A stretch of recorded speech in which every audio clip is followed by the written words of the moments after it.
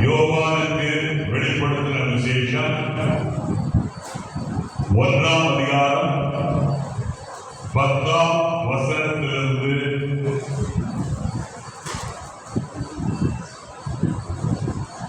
20ஆம் வசனம் வரைக்கும் நாம் வாசிக்க இருக்கிறோம். The book of Revelation, chapter 1, verses from 10 to 20.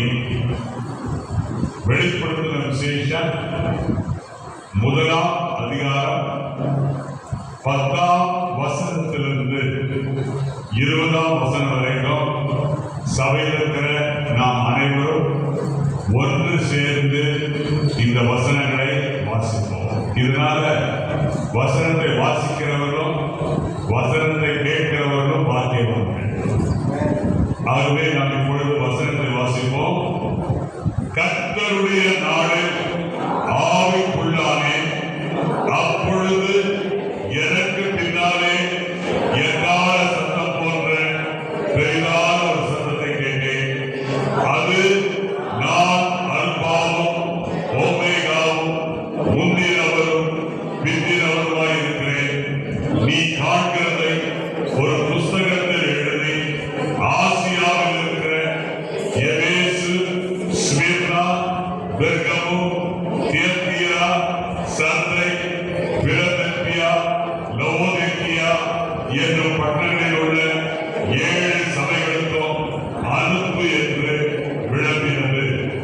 அப்பொழுது என்னுடனே பேசின சத்தத்தை பார்க்க திரும்பின போது 7 பொன் குத்து விளக்குகளையும் அந்த 7 குத்து விளக்குகளின் மத்தியிலே நிறைந்தி தருத்தி மார்பருகே பொற்கச்சை கட்டியிருந்த மனுஷகுமாரனுக்கு ஒப்பானவரையும் கண்டேன். அவருடைய சிரசும் வயிறும் வெண் பஞ்சை போலவும் உறைந்த மழை போலவும் வெண்மையாய் இருந்தது. அவருடைய கண்கள் அக்கினி ஜுவாலை போல் இருந்தது. அவருடைய பாதங்கள் முலைக்களத்தில் காய்ந்த பிரகாசமான வெண்கலம் போல் இருந்தது. அவருடைய சத்தம் பெரு வெள்ளத்தில் இறைச்சலை போல் இருந்தது. தமது வலது கரத்துல 7 நட்சத்திரங்களை ஏந்தி கொண்டிருந்தார். அவர் வாயிலிருந்து இருபுறமும் கருப்புள்ள பட்டயம் புறப்பட்டது.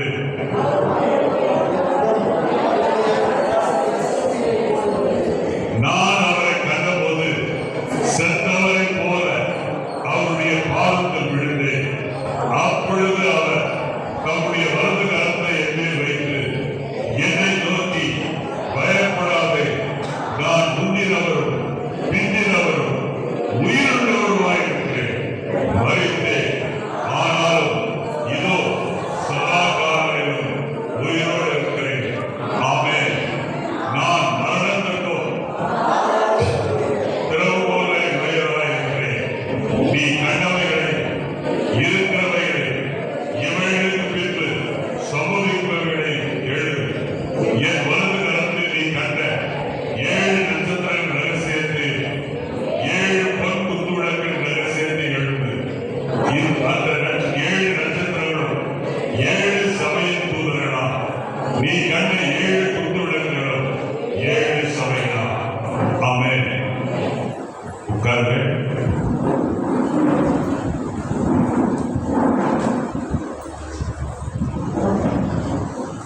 நம்முடைய பிதாவாகிய தேவனாலும் கர்த்தராகிய இயேசு கிறிஸ்துவினாலும் வந்திருக்கிற உங்களுக்கு சமாதானமும் கிருபையும் பெருகுவதாக. உயிர்த்தெழுந்த இயேசு கிறிஸ்துவின் நாமத்திலே, பிதாவாகிய தேவனுடைய நாமத்திலே, பரிசுத்த ஆவியானவருடைய நாமத்திலே வந்திருக்கிற உங்கள் அனைவரையும் வாழ்த்தி வரவேற்கிறேன். இப்பொழுது உட்கார்ந்திருக்கிற உங்களில் ஒருவர் வெளிப்படுத்தின விசேஷம் 17ஆம் வசனத்தை மற்றவர்கள் பார்க்கவும் அவர் வாசிக்கவும்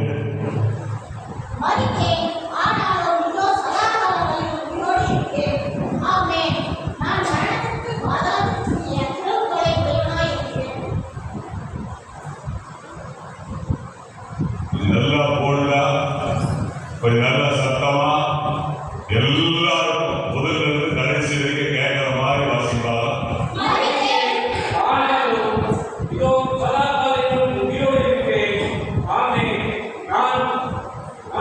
திருவள்ளுவர் நகர் முந்தி கொண்டது.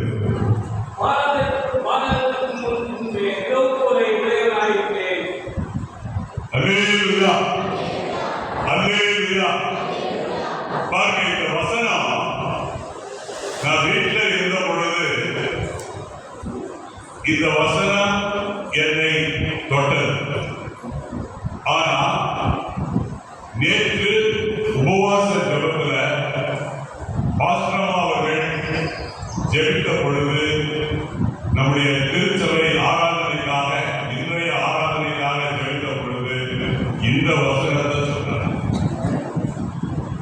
அதே மாதிரி இன்றைக்கு ஆராதனை நடத்தின நமது அருமை சகோதரர் இன்பகுமார் அவர்களும் இதே வசனத்தை வாக்கிய வசனமாக, முக்கிய வசனமாக அவர் சொன்னார்.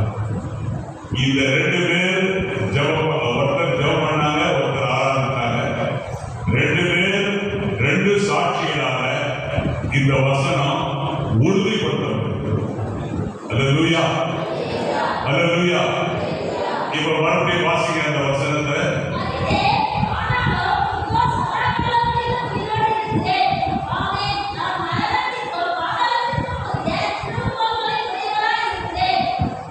கர்த்தருடைய அருமையானவரே,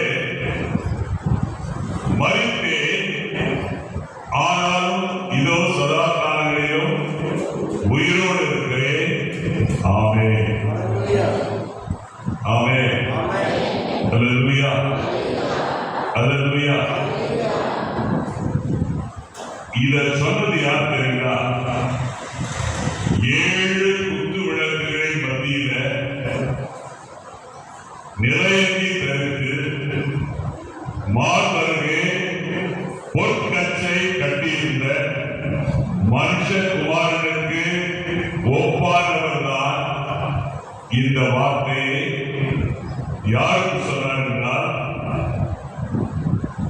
ஆசியாவில் இருக்கிற எபேசு சபைக்கு, ஸ்மிர்னா சபைக்கு, பெர்கமு சபைக்கு, தியத்தீரா சபைக்கு, சர்தை சபைக்கு, பிலதெல்பியா சபைக்கு, லவோதிக்கியா சபைக்கு நிலையங்கி தரித்து மார்பருகே பொற்கச்சை கட்டியிருந்த மனுஷகுமாரனுக்கு ஒப்பான அவர்தான் இந்த வார்த்தைகளை பேசினார். ஆகவே இன்றைக்கு இந்திய தேசத்துல, தமிழ்நாட்டில் வேலூர் மாவட்டத்தில் காட்பாடி தாலுகாவில் KRS நகர்ல இயங்கி கொண்டிருக்கிற இந்த திருச்சபைக்கு வந்திருக்கிற நீங்க தான் சபையாராகிய உங்களுக்கு மனுஷகுமாரன் என்ன சொல்லுகிறார் என்றால், உண்மையிலேயே நான் மறித்தேன், ஆனாலும் இதோ சதா காலங்களிலும் உயிரோடு இருக்கிறேன்.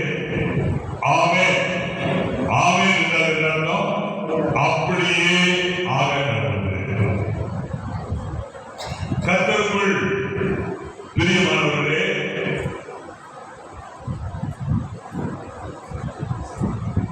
ஆண்டவராக இயேசு கிறிஸ்து சபையாராகி நம்மை பார்த்து சொல்றாரு, நான் இதோ சதா காலங்களிலும் உயிரோடு நான் மரணத்துக்கும் பாதாளத்துக்கும் உரிய திறவுகோல்களை உடையவராய் கர்த்தருடைய இயேசு கிறிஸ்து உயிரோடு எழுந்ததனால்தான் திருச்சபை இன்றைக்கு இயங்கிக் கொண்டிருக்கிறது. அல்லேலூயா, அல்லேலூயா, ஆமென், ஆமென். இயேசு கிறிஸ்து உயிர்த்தெழுந்தாரா? மெய்யாகவே அவர் உயிர்த்தெழுந்தார். அல்லேலூயா, ஆமென். ஏனென்றால் மார்க்கு 16ஆம் அதிகாரம் 6ஆம் வசனத்தை பார்க்கிறோம். அவர் அவர்களை நோக்கி, பயப்படாதீர்கள், சிலுவையில் அறையப்பட்ட நசரேயனாகிய இயேசுவை தேடுகிறீர்கள். அவர் உயிர்த்தெழுந்தார், அவர் இங்கே இல்லை, இதோ அவரை வைத்த இடம் என்று தேவதூதன் தேடி வந்த சகோதரிகளுக்கு சொன்னார். கர்த்தருக்குள்ளே வெளிப்படுத்தின விசேஷம் 4ஆம் அதிகாரம் 9ஆம் வசனத்தை பாருங்க. மேலும் சிங்காசனத்தின் மேல் வீற்றிருந்து சதா காலங்களிலும் உயிரோடு இருக்கிறவருக்கு அந்த ஜீவன்கள் மகிமையையும் கனத்தையும் ஸ்தோத்திரத்தையும் செலுத்தும் பொழுது. ஆகவே இன்றைக்கு நாம் ஏன் பாடகூலமாய் ஆண்டவரை ஆராதிக்கிறோம்? ஏன் இருதயத்தை பலிபீடமாய் உயர்த்தி துதியின் பலிகளை, ஸ்தோத்திர பலிகளை செலுத்தி அவரை நாம் ஆராதிக்கிறோம்? ஏன் நம்முடைய சரீரங்களை ஜீவ பலியாய் ஒப்புக் கொடுத்து புத்தியுள்ள ஆராதனை செய்கிறோம்? ஏன் நாம் தேவ வசனத்தை இப்பொழுது கேட்கிறோம் என்றால் அதற்கு ஒரே காரணம், மரித்தோரிலிருந்து எழுந்த கிறிஸ்து இனி மரிப்பது இல்லை என்று நாம் எல்லாரும் அறிந்திருக்கிறோம். மரணம் இனி இயேசுவை ஆண்டு கொள்வது இல்லை அப்படின்னு நான் சொல்லல. ரோமர் 6:9 அந்த வசனம் மிக அருமையா. கர்த்தருக்குள் பிரியமானவர்களே, இன்றைக்கு நீங்கள் எருசலேம் பட்டணத்துக்கு போவீர்களா? எருசலேம் பட்டணத்தில் நீங்கள் பார்க்கக்கூடிய அதிசயம் என்னவென்றால் ஒரு கல்லறை திறந்தது. அல்லேலூயா, அல்லேலூயா. அங்கே நீங்கள் வழிகாட்டியிடம், ஐயா இந்த கல்லறை யாருடையது என்று கேட்டால் அவர் சொல்வார், இது யாருடையது தெரியுமா?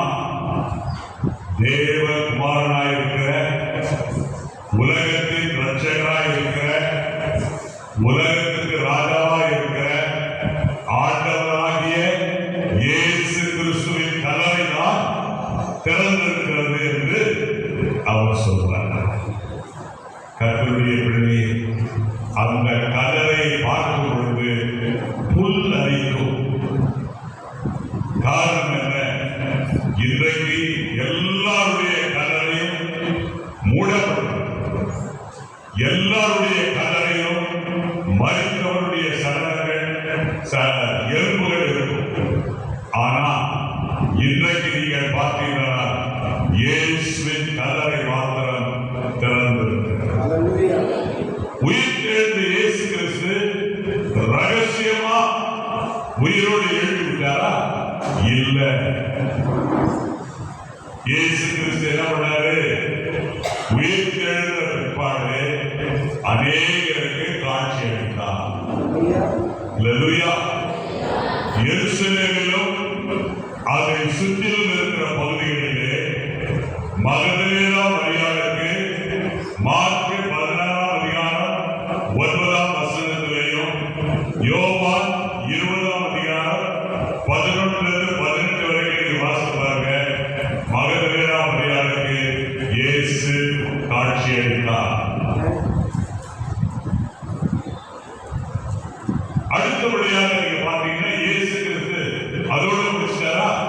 இல்ல, உயிர்த்தெழுந்த இயேசு கிறிஸ்து மற்ற ஸ்திரீகளுக்கும் காட்சி அளித்ததை மத்தேயு 28ஆம் அதிகாரம் 8 முதல் 10 வரைக்கும் நம்ம வாசிக்கிறோம். கர்த்தருடைய இயேசு சீஷர்களை கைவிட்டு விட்டாரா? இல்ல. இயேசு என்ன பண்றாரு? உயிர்த்தெழுந்த இயேசு கிறிஸ்து மார்க்கு 11 லூக்கா 24ஆம் அதிகாரம் 34ஆம் வசனத்துல பேதுருக்கு தனிப்பட்ட முறையில காட்சி அளித்தார் என்று நாம் பார்க்கிறோம். கர்த்தருடைய சீஷர்கள் எல்லாரும் மேல் கரையில பயந்து போய் கதவுகள் எல்லாம் சாத்திக்கிட்டாங்க, ஜன்னல் எல்லாம் சாத்திட்டாங்க. யூதர்களுக்கு பயந்தார்கள். ஆனால் இயேசு கிறிஸ்து மூடி இருந்த அந்த அறைக்குள்ள உயிர்த்தெழுந்த இயேசு கிறிஸ்து வந்து சீஷர்களை பார்த்து சொன்னார், பயப்படா, உங்களுக்கு சமாதானம் என்று அவர் சொன்னார். அல்லேலூயா, அல்லேலூயா. இப்படி நீங்க பார்த்தீங்கன்னா 1 Corinthians 15ஆம் அதிகாரத்தை வாசித்து பார்த்தீங்கன்னா 7ஆம் வசனத்துல யாக்கோபுக்கும் அப்போஸ்தலர்களுக்கும் காட்சி அளித்தார். 1 Corinthians 15ஆம் அதிகாரம் 6ஆம் வசனத்தை நீங்க வாசித்து பார்த்தீங்கன்னா 500 பேருக்கும் அதிகமான பேருக்கு இயேசு தோன்றினார். கர்த்தருடைய பிள்ளையே, இன்றைக்கு நேற்று நம்ம பார்த்தோம், முதலில் உயிர்த்தெழுந்த இயேசு கிறிஸ்துவை சந்தித்தவன் சும்மா இருக்கவே முடியாது. இன்னைக்கு அரசியல்வாதியை சந்திச்சு அரசியலுக்காக ஓடி ஓடி வேலை செய்யணும். கர்த்தருடைய பிள்ளையே, இந்த அரசியல் எல்லாம் 5 வருஷம். ஆனா உயிர்த்தெழுந்த இயேசு கிறிஸ்துவை சந்தித்தது உண்டா? உயிர்த்தெழுந்த இயேசு கிறிஸ்துவை சந்தித்த நீ அமைதலா இருக்க முடியுமா? யாருக்கும் இந்த இயேசுவை குறித்து சொல்லாமல் இருக்க முடியுமா? முடியவே முடியாது. என்னால முடியாது. நான் ரட்சிக்கப்பட்ட உடனே முதல்ல போய் எங்க அம்மா அம்மா நான் ரட்சிக்கப்பட்டேன். அவங்களால நம்பவே முடியாது. அவங்களால அவங்களுக்கு ஒன்றும் புரியல. எனக்கு ரட்சிப்புன்னா என்னன்னே தெரியாது. அவங்க போற சபையில ரட்சிப்பை பற்றி சொல்லதே கிடையாது. யாரும் சொல்லதே கிடையாது. எல்லாரும் என்ன வச்சிருக்கிறாங்கன்னா, கழுத்துல சிலுவை போட்டிருந்தா, மோதிரத்துல சிலுவை போட்டிருந்தா, வீட்டுல ஒரு சிலுவையை தொங்க விட்டுருந்தா, வசனத்தை மாட்டி வச்சிருந்தா அவன் கிறிஸ்தவன் இல்ல. உயிர்த்தெழுந்த இயேசு கிறிஸ்துவை சந்தித்த நீ ரட்சிக்கப்படாத ஆத்துமாக்களுக்கு இந்த உயிர்த்தெழுந்த இயேசு கிறிஸ்துவை என்ன செய்யணும்? நிச்சயமா. அல்லேலூயா. சரி, இன்றைக்கு நம்ம பார்க்க போகிற செய்தி என்ன? ஒவ்வொரு வருஷமும் உயிர்த்தெழுதலை குறித்த ஆழமான சத்தியங்களை இந்த திருச்சபையில நாம் கேட்டிருக்கிறோம். இந்த வருஷம் கர்த்தர் எனக்கு உணர்த்தின காரியங்கள் என்னவென்றால், உயிர்த்தெழுந்த இயேசு கிறிஸ்து மனிதர்களோடு என்ன பேசினார்? உயிர்த்தெழுந்த இயேசு கிறிஸ்து மக்களோடு என்ன பேசினார்? அவர் பேசின வார்த்தைகள் என்ன அப்படின்றத குறித்து ஒரு 5 குறிப்புகளை உங்களுக்கு சொல்ல. முதலாவது வாசிங்க, மத்தேயு 28:9. மத்தேயு 28:1. சிஸ்டர், நீங்க வாசிக்கிறது எல்லாருக்கும் கேட்கணும், கடைசியில் இருக்கிற எனக்கும் கேட்கணும். ஆகினால ஒண்ணு நீங்க முன்னால வந்து வாசிங்க, இல்லாட்டி கொஞ்சம் சத்தமா வாசிங்க. மறுபடியும் வாசிங்க சிஸ்டர்.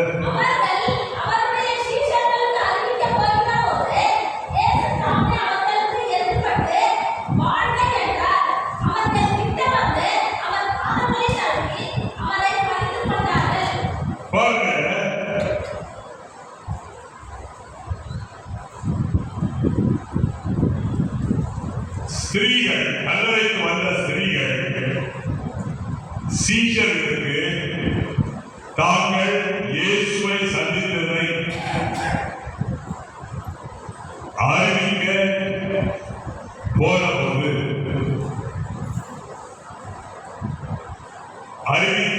ஓடின போது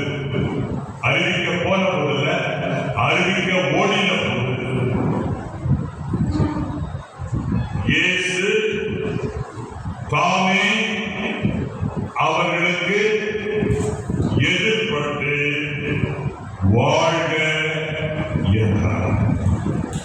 இன்றைக்கு ஆலயத்துக்கு வந்திருக்கிற உங்களை பார்த்து உயிர்த்தெழுந்த இயேசு கிறிஸ்து சொல்லக்கூடிய முதல் வார்த்தை வாழ்க. வாழ்க்கைன்னு உன்னை வாழ்த்தும் பொழுது அதனுடைய அர்த்தம் என்ன? 3 யோவான் 2ஆம் வசனத்தை வாசிக்கிறோம். பிரியமானவனே, உன் ஆத்துமா வாழ்கிறது போல நீ எல்லாவற்றிலும் வாழ்ந்து சுகமாயிருக்க வேண்டுகிறேன். சாப்பாடு சாப்பிடுவது வாழ்க்கை அல்ல, துணி உடுத்துவது வாழ்க்கை அல்ல, சினிமா பார்ப்பது வாழ்க்கை அல்ல, குடி குடிப்பது வாழ்க்கை அல்ல, விபச்சாரம் செய்வது வாழ்க்கை அல்ல. அது வாழ்வல்ல, அது உயிரோடு இருக்கிறது. ஆனா வாழ்வது என்றால் என்ன அர்த்தம்? ஆத்துமா வாழ்வது போல நீ எல்லாவற்றிலும் வாழ்ந்து சுகமாய் இருக்க வேண்டுகிறேன். எப்படி வாழ்வது? எல்லாவற்றிலும் வாழ. அல்லேலூயா, ஆமென். இந்த வாழ்க அப்படின்னு சொன்ன உடனே இயேசுவை சுற்றில இருந்தவங்க என்ன பண்ணாங்கன்னா, உயிர் தெரிந்த இயேசு கிட்ட வந்து என்ன பண்ணாங்கன்னா, அவருடைய பாதங்களை கழுவி அவரை பணிந்து கொண்டார்கள்.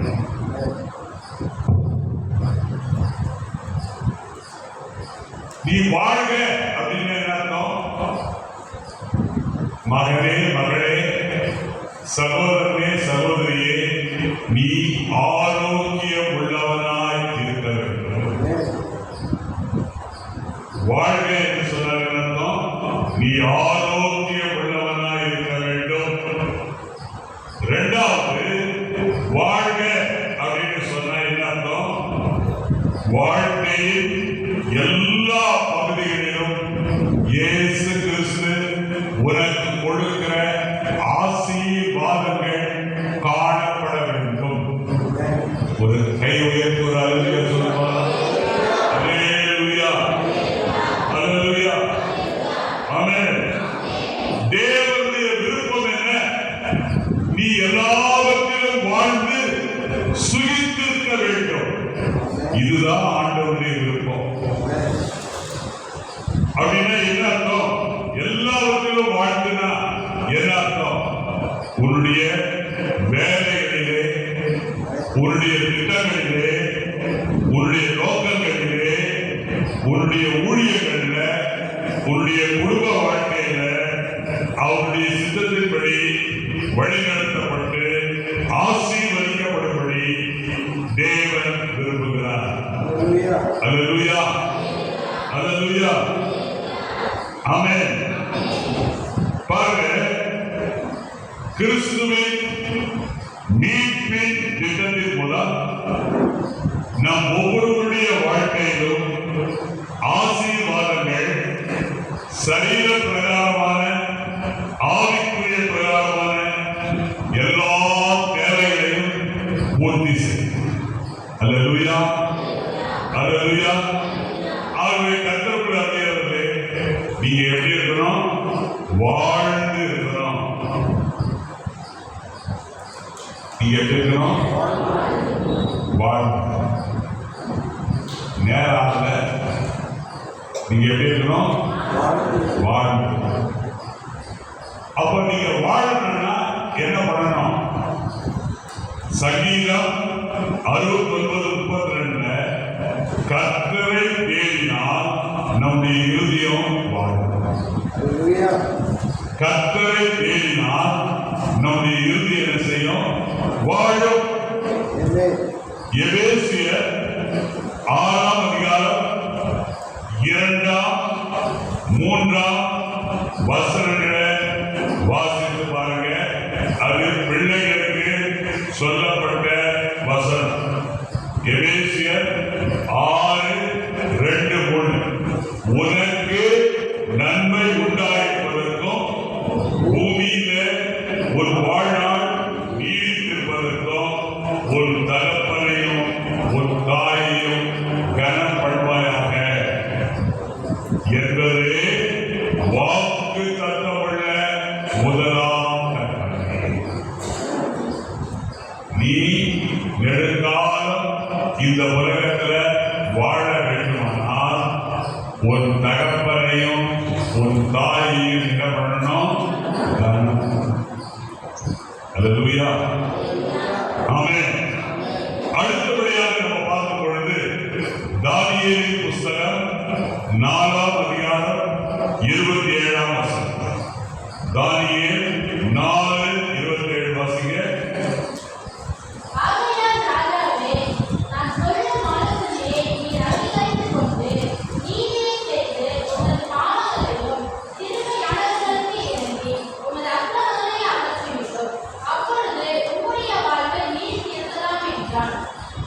பாருங்க, நேச்சாருக்கு வரப்போகிற பாதகமான காரியங்களை தானியேல் தீர்க்கதரிசி முதல்ல வெளிப்படுத்துகிறார்.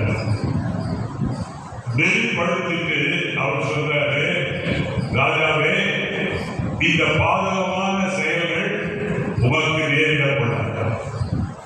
நேரிடக்கூடாமல் இருக்கிறதுனா நீ என்ன பண்ணணும்?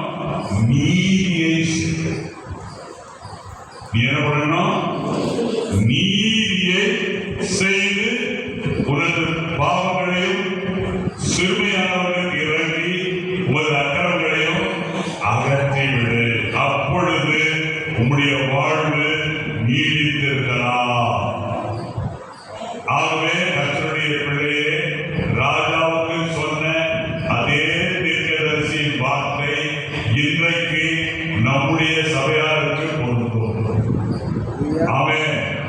நீங்க நீதியை செய்து பாவங்களையும் சிறுமையானவர்களுக்கு இறங்கி நமது அக்கிரமங்களையும் அகற்றிவிட்டால் நம்முடைய வாழ்வு நீடித்திருக்கும். விசுவாசிக்கிறீங்களா? அல்லேலூயா, ஆமென். நீதிமொழிகள் 28ஆம் அதிகாரம் 13ஆம் வசனத்தில் வாசிக்கிறோம். தன் பாவங்களை மறைக்கிறவன் வாழ்வடைய மாட்டான். அதே அப்படியே மாற்றி சொன்னோம்னா, தன் பாவங்களை மறைக்காதவன் வாழ்வான். தன் பாவங்களை மறைக்கிறவன் வாழ்வடைய மாட்டான். தன் பாவங்களை மறைக்காதவன் வாழ்வான். ஆகவே கர்த்தருடைய பிள்ளையே, பாவங்களை மறைக்கிறவன் வாழ்வடைய மாட்டான். அப்புறமா என்ன சொல்லுங்க அந்த வசனத்துல? அல்லேலூயா. அப்ப நீ என்ன பண்ணணும்? ஒண்ணுத்தையும் ஆண்டவருக்கு மறைக்கணும். மனுஷருக்கு நீ மறைக்கலாம், ஆனா கர்த்தருக்கு நீ மறைக்க முடியாது. நீ என்ன பண்ணணும்? எல்லா பாவங்களையும், எல்லா அக்கிரமங்களையும், எல்லா மீறுதல்களையும், எல்லா குற்றங்களையும் ஆண்டவருடைய சமூகத்துல பகிரங்கமாக, நேர்மையாக, உண்மையாக அறிக்கை பண்ணி விட்டுடு. விட்டு பாரு, நீ வாழ்வாய். அல்லேலூயா, அல்லேலூயா. ஏன் உன்னால வாழ முடியல? சாப்பிடுற, தூங்குற, ஓடுற, உழைக்கிற, இது வாழ்வல்ல. வாழ்வது எது? பாவம் இல்லாமல், அக்கிரம் இல்லாமல், அநியாயம் இல்லாமல், குற்றம் இல்லாமல், மீறுதல் இல்லாமல், பரிசுத்தமாய் வாழ்வதுதான் வாழ்க்கை. ஆமென். அடுத்தது வாசிங்க, மத்தேயு 28:10. மத்தேயு 28:10 வாசிங்க.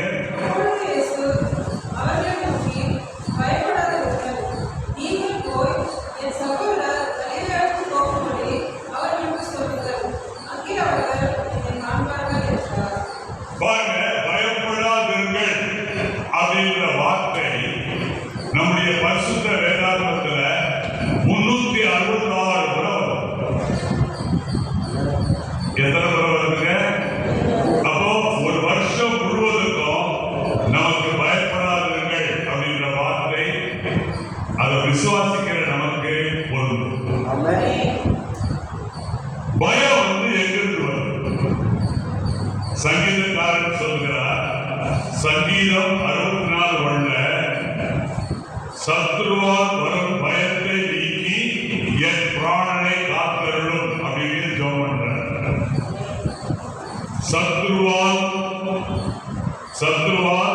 சத்ருவாகிய பிசாசின் மூலம் நமக்கு என்ன செய்யுது? பயம் வந்து பிசாசு என்ன பண்றான்? பயப்படுத்துறான். ஆனா நம்முடைய பரிசுத்த வேதாகமத்தை பார்க்கிறோம், பூரண அன்பு பயத்தை என்ன செய்யும்?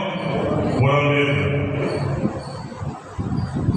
அடுத்தபடியாக பயம் எப்படி வருது அப்படின்னு பார்த்தீங்கன்னா, மனிதர்களால் பயம். யோவான் 20:19 பார்த்தீங்கன்னா, யூதர்களுக்கு பயந்ததினால் சீஷர்கள் எல்லாரும், அந்த 10 சீஷர்களும் என்ன பண்றாங்க? அவங்க மேலறையில கதவையெல்லாம் முடித்து, ஜன்னலெல்லாம் முடித்து, நடுங்கிட்டு உள்ள உட்கார்ந்து. அப்போ மனிதர்களால் வருகிற பயம்.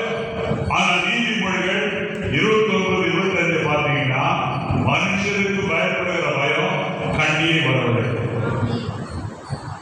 அல்லேலூயா, ஆமென். அடுத்தபடியாக நம்ம பார்க்கிறோம், லூக்கா 21:16 ஆபத்துகளினாலே நமக்கு பயம். ஆபத்துகளினாலே வாசிக்கின்ற வசனத்தை லூக்கா 21:16. லூக்கா 21:16 வாசிங்க.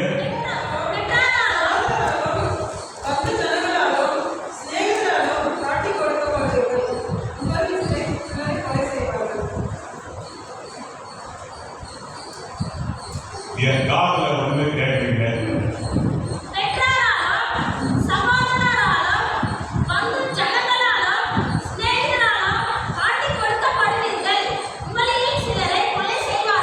இந்த வாசிக்கப்பட்ட வசனத்துல ஒரு ஆபத்தை, என்ன ஆபத்து? கொலை செய்வார்கள். அந்த ஆபத்தை பார்த்த உடனே ஐயோ என்னை கொலை செய்ய போறாங்க அப்படின்னு சொல்லி நமக்குள்ள என்ன வருது? பயம் வருது. ஆனா உயிர்த்தெழுந்த இயேசு கிறிஸ்து 2வது வார்த்தையாக நமக்கு சொல்லுகிற வார்த்தை பயப்படாது. பயப்படாது. கை வைத்து சொல்லுங்க, பயப்படவே மாட்டேன். இயேசு என்னோடு கூட இருப்பதனால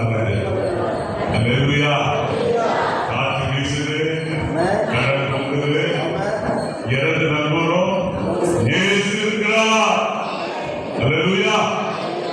ஆமென். ஆகவே பயம் என்கிட்ட கிடையாது. எதை கண்டு நான் அஞ்ச மாட்டேன். நீதிமான் எப்படி இருப்பான்? சிங்கத்தை போல தைரியமா இருப்பான். நீதிமான் எப்படி இருப்பான்? சிங்கத்தை போல தைரியமா இருப்பான். உயிர் பழுவேன் பயப்பட மாட்டான். காரணம் என்ன? வாழ்ந்தாலும் மறித்தாலும் இயேசுவோடு நான் இருக்கிறேன்.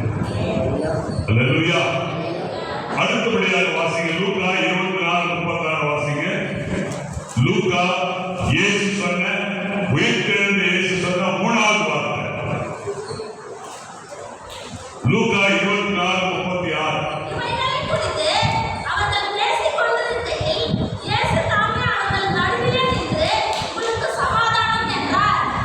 இயேசு தாமே அவர்கள் நடுவிலே நின்று உங்களுக்கு சமாதானம். ஆமென்.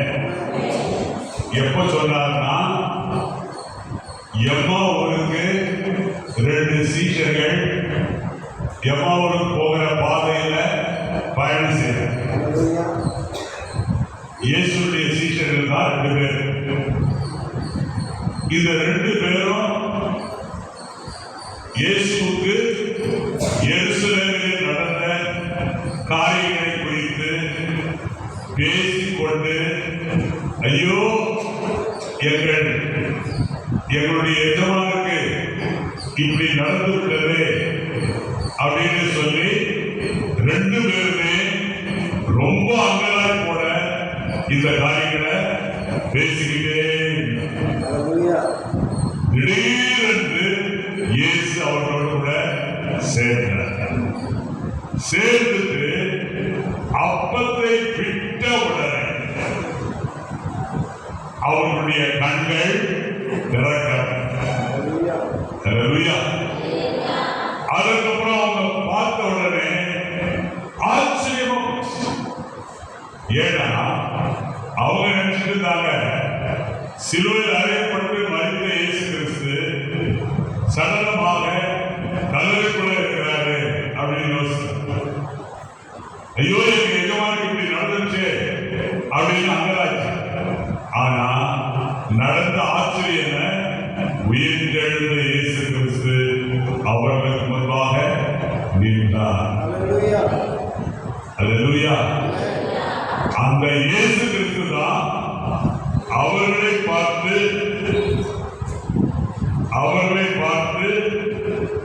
அவங்க இந்த காரியங்கள்லாம் பேசிட்டு இருக்கும்போது, அதாவது அப்பம் விட்டு அவங்க கண்கள் திறக்கப்பட்டத அவங்க டிஸ்கஸ் பண்ணிட்டு இருக்கும்போது இயேசு அவங்க நடுவில் வந்திருக்கிறார். நடுவில் வந்து நின்று அவர் என்ன சொல்றாரு? உங்களுக்கு சமாதானம். இப்ப நீங்க கேட்கலாம், எங்களுக்கு சமாதானம் வருமா? நிச்சயமா. சமாதானம் எப்படி வரும்? நீங்க ஜெபித்தால் சமாதானம். சமாதானம் எப்படி வரும்? நீங்க ஜெபித்தால். அப்ப எப்படி ஜெபிக்கணும்? நீங்க ஒன்றுக்கும் கவலைப்படாது, எல்லாவற்றையும் ஸ்தோத்திரத்தோடு கூடிய ஜெபத்தினாலும் வேண்டுதலினாலும் தேவனுக்கு தெரியப்படுத்தி பாருங்க. அப்ப சமாதானம் எப்படி வரும்? எல்லா புத்திக்கும் மேலான தேவ சமாதானம் உங்கள் சிந்தனைகளையும் உங்களுடைய இருதயங்களையும் கிறிஸ்து இயேசுவுக்குள்ளாக காத்து. பிலிப்பியர் 4:6-7.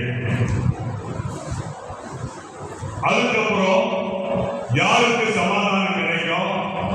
சங்கீதம் 119:165 வாசித்து பாருங்க. வேதத்தை நேசிக்கிறவர்களுக்கு மிகுந்த சமாதானம் உண்டு.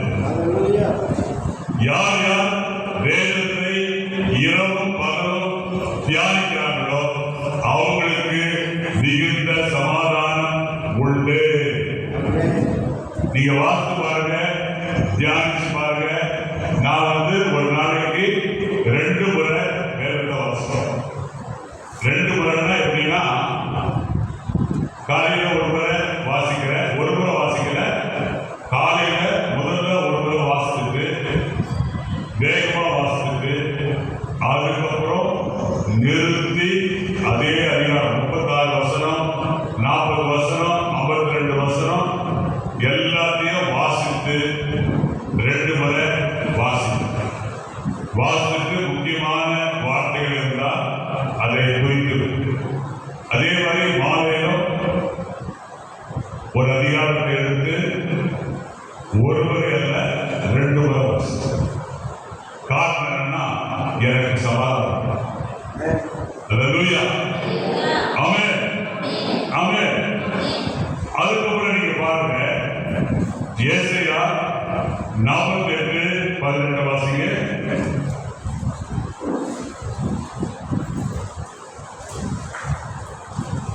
ஏசாயா 48:18.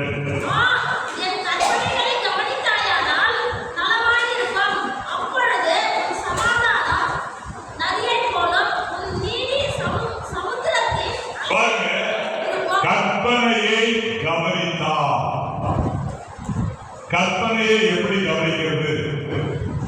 கற்பனையை கவனிக்கணும்னா உனக்கு ஒரு கிருபை. என்ன கிருபை? உன் இருதயத்தை ஆவியானவர் ஆவியானவர் லீதியாக இருதயத்தை திறந்தார். திறந்த உடனே பவுல் சொல்லியவைகளை அவர் என்ன பண்ணா? கவனித்தார். அதே மாதிரி கற்பனைகளை கவனித்தால் சமாதானம் எப்படி வருமா? ஏசாயா 48:18 என்ன சொல்லுது? நதியை போல வரும். சமாதானம் எப்படி வருங்க? ரொம்ப சோகமா உட்காந்துருக்கீங்க, ஒரு கை உயர்த்தி சொல்லுவாங்க. சமாதானம் எப்படி வரும்? சீக்கிரம் வீட்டுக்கு போயிடலாம். இருங்க, ஏன்னா அங்கே ஏதோ ஒரு சத்தம் போட்டு இருந்தது. வீட்டில் 2 கால் உள்ளது 4 கால் உள்ள சத்தம் வருது. அதனால அந்த சத்தம் தான் அடையலாம். அதனால சீக்கிரம் வீட்டுக்கு போயிடலாம். உங்களுக்கு இன்னைக்கு என்ன தேவைன்னா நதியை போல் இருக்கிற சத்தம். அல்லேலூயா. ஏசாயா 26 அதிகாரம் 3ஆம் வசனத்தில் என்ன சொல்றாரு? உம்மை உறுதியாய் பற்றி கொண்ட மனதை உடையவன் உண்மையே நம்பியிருக்கிறபடியால் நீர் அவனை பூரண சமாதானத்துடன் காத்துக் கொள்வீர். அல்லேலூயா. அல்லேலூயா. ஆமென். சரி, இப்போ அடுத்தது உயிர்த்தெழுந்த இயேசு கிறிஸ்து 4ஆவதாக பேசின வார்த்தை என்ன? மார்க்கு 16:15 வாசிங்க. மார்க்கு 16:15.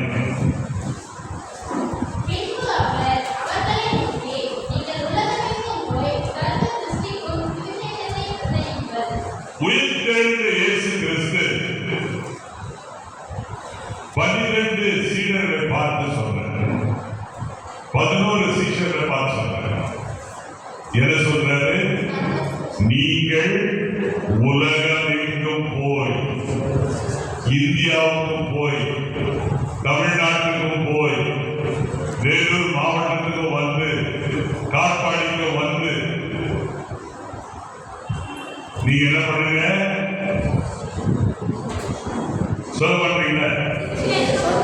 சர்வ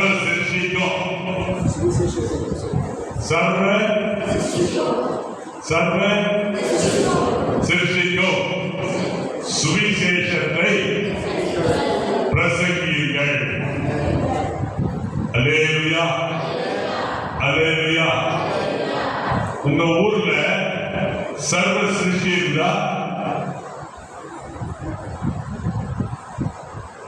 உங்க ஊர்ல இருந்து அது வந்து உங்க பக்கத்துல உட்காரு.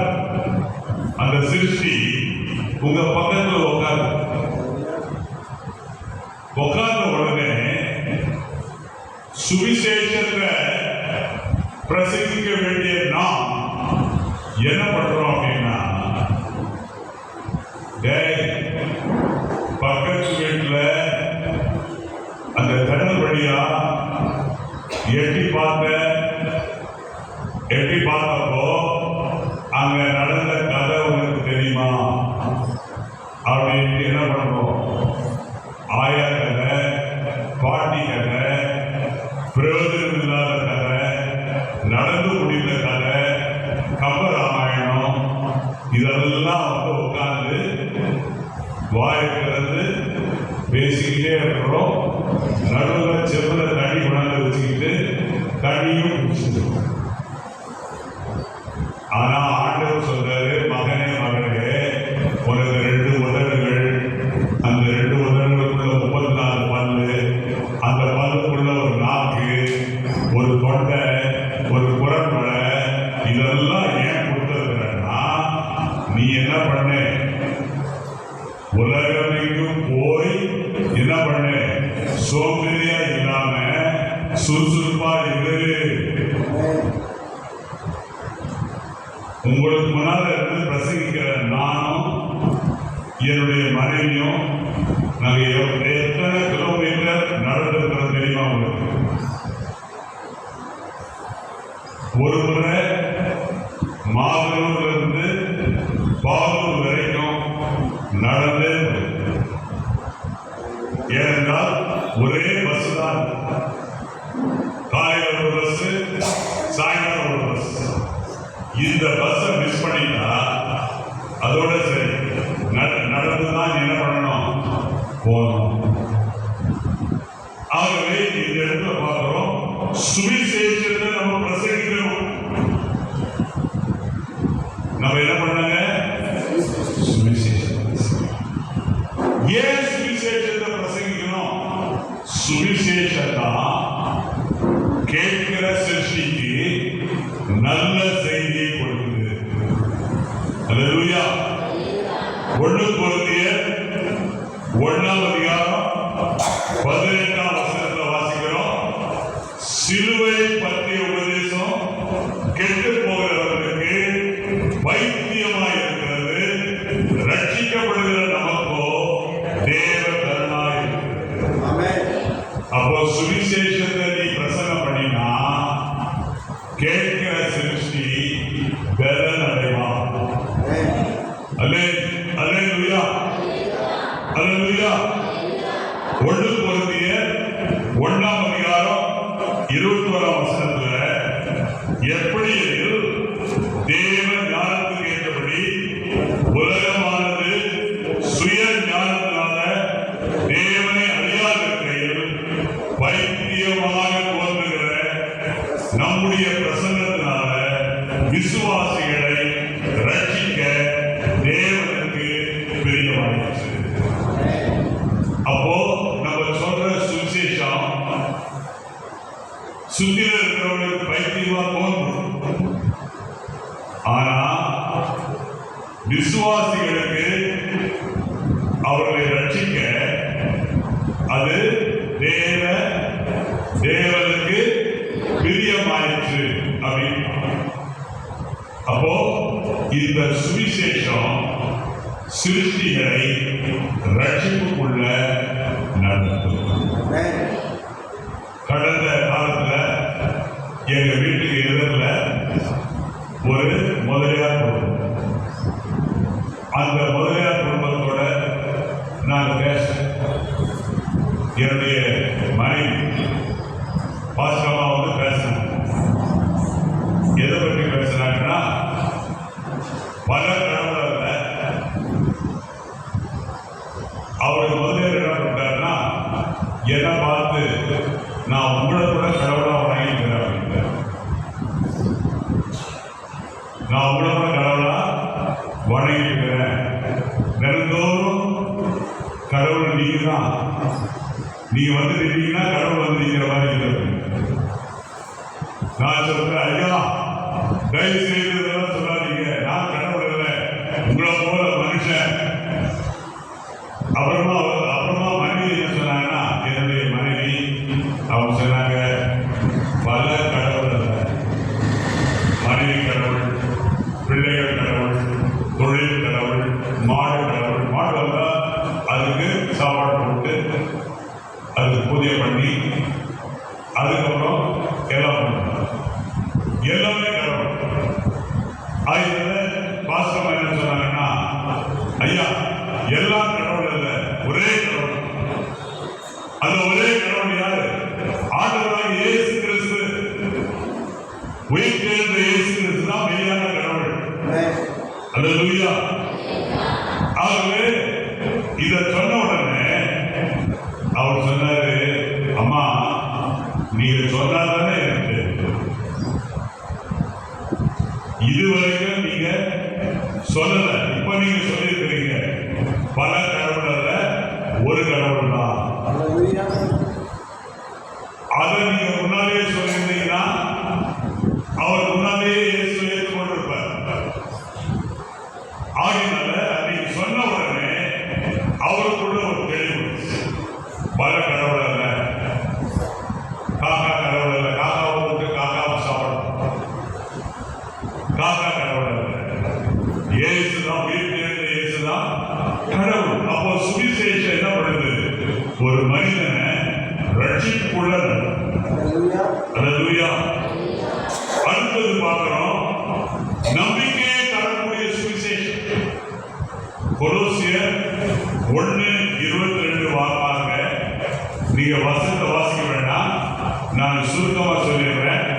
இந்த சுவிசேஷம் இன்றைக்கு சிருஷ்டிக்கு என்ன கொடுக்கும்? நம்பிக்கையை கொடுக்கும். அல்லேலூயா. அல்லேலூயா. 2 கொரிந்தியர் 4ஆம் அதிகாரம் 4ஆம் வசனத்தை வாசிப்பாங்க. இந்த சுவிசேஷம் கேட்கிற எல்லா சிருஷ்டிக்கும் பிரகாசத்தை எதை கொடுக்கும்? பிரகாசம். அல்லேலூயா. ஆமென். நான் இன்னும் அதிகமா பல காரியங்கள் சொல்றேன். இப்போ அடுத்தது கடைசியாக இயேசு உயிர்த்தெழுந்த இயேசு பேசின 5வது வார்த்தை யோவான் 20:23. யோவான் 20:23 வாசிங்க.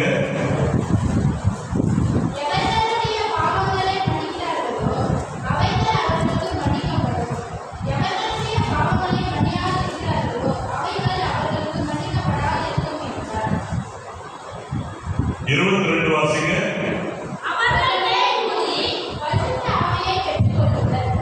அவர்கள் மேல் ஊதி பரிசுத்த ஆவியை பெற்றுக்கொண்டார்கள். யார் மேல ஊதினார்? எல்லா சீஷர்கள் மேலேயும் ஊதினார். அவருக்கு சொந்தமானவர்கள் யார் யார் இருந்தார்களோ அந்த சீஷர்கள் எல்லார் மேலையும் பரிசுத்த ஆவியானவரை இயேசு கிறிஸ்து உயிர்த்தெழுந்த இயேசு கிறிஸ்து அவராக ஊதினார். அல்லேலூயா. ஆமென். ஆமென். ஆமென். இப்ப நீங்க பாக்குறீங்க, ஆதியாகமம் 2ஆம் அதிகாரம்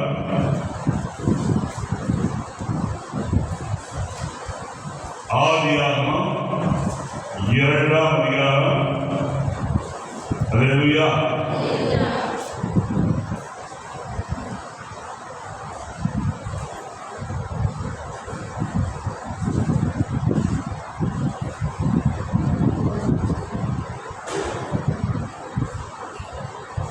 ஆதியாகமம் 2ஆம் அதிகாரம் 7ஆம் வசனம் வாசிங்க.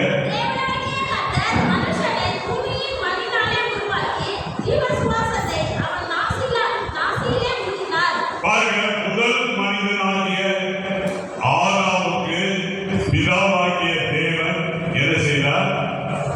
அவருடைய நாசியில சுவாசத்தை ஊதினார். ஊதின உடனே அவன் எப்படி மாறினா? ஜீவனுள்ள ஆத்துமாவாக மாறினான். வாயிருக்கிறவங்க ஒரு அறிவுரை சொல்வாங்க. அல்லேலூயா. அல்லேலூயா. அவன் ஜீவனுள்ள ஆத்மாவாக மாறினான். ஆனா இது பழைய சிருஷ்டி. ஆனா 2 கொரிந்தியர் 5:17 பிரகாரம் நம்ம எப்படிப்பட்ட சிருஷ்டியா இருக்கிறோம்? புதிய சிருஷ்டியா இருக்கிறோம். புதிய சிருஷ்டிக்கு உயிர்த்தெழுந்த இயேசு கிறிஸ்து செய்த காரியம் என்ன? தேவகுமாரனுடைய சுவாசத்தை அவர் என்ன பண்ணாரு? அவருடைய சுவாசம் என்ன? பரிசுத்த ஆவியானவர். அல்லேலூயா, அல்லேலூயா, ஆமென். கர்த்தருடைய பெருமையானவரே, இன்றைக்கு இந்த ஆலயத்தில் உட்கார்ந்திருக்கிற நீங்க பரிசுத்த ஆவியானவரை பெற்றிருக்கிறீர்களா?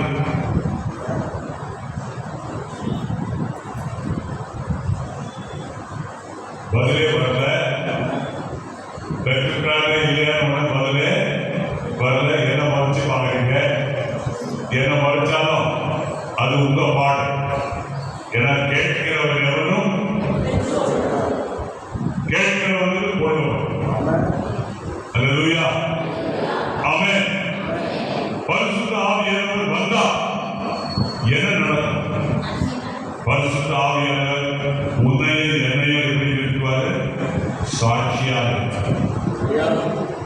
எப்படி நிறுத்துவாங்க? அப்போஸ்தலர் 1:18 வாசிப்பாங்க.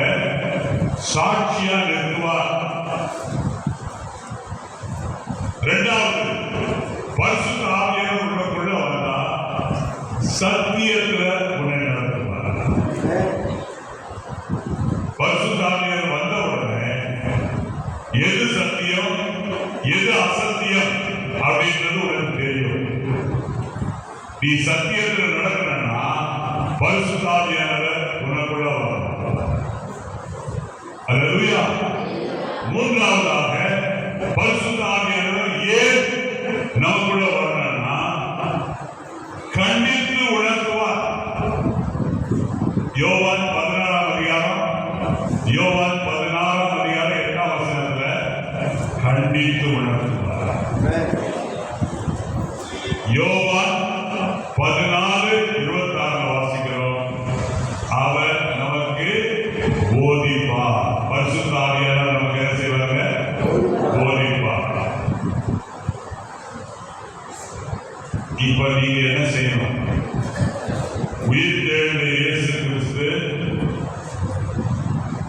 ஐந்தாவதாக நமக்கு சொல்லுகிற உயிர்த்தெழுந்த இயேசு கிறிஸ்து ஆறாவதாக நமக்கு சொல்ற கடைசி வார்த்தை இருக்கிறார்.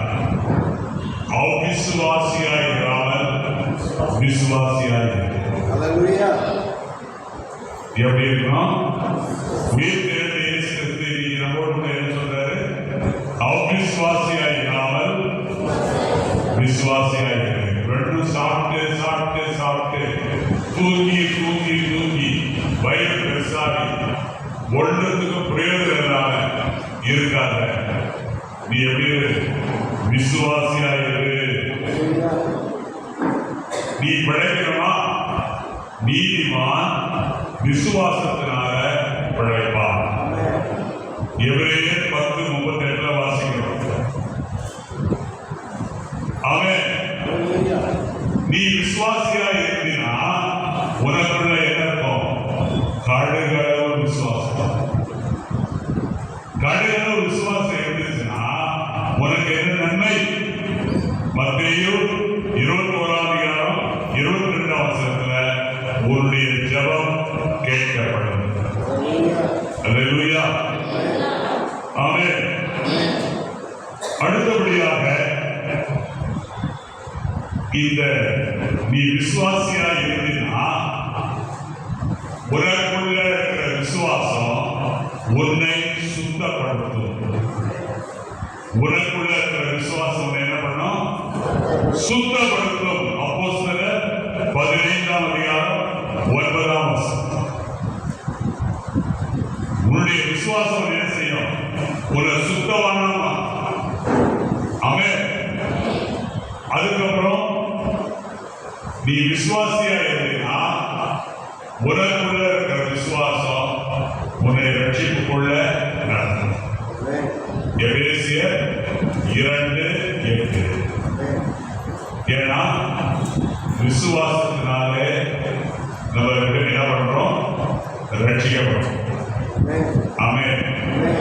அல்லேலூயா. ஆகவே கர்த்தருக்குள் பிரியமானவர்களே, 6 வார்த்தைகளை கேட்டீங்க, வாட்ச பார்த்துட்டே இருக்கிறீங்க, 6 வார்த்தையை கேட்டுனே இருக்கிறீங்க. என்ன அவசரம் உங்களுக்கு? நீங்க கேட்க வேண்டிய சத்தியம் இதுவல்லவா? இது கர்த்தருடைய வார்த்தை அல்லவா? உங்களுக்கு 1008 வேலை இருக்கும். ஆனா நீங்க கேட்க வேண்டிய வார்த்தை என்ன? உயிர்த்தெழுந்த இயேசு கிறிஸ்து இன்றைக்கு உனக்கு சொல்லுகிற இந்த 6 வார்த்தைகள் தான் உன் வாழ்க்கைக்கு மிக முக்கியமானது. அல்லேலூயா. இப்ப நம்ம தெரிவிக்கலாமா?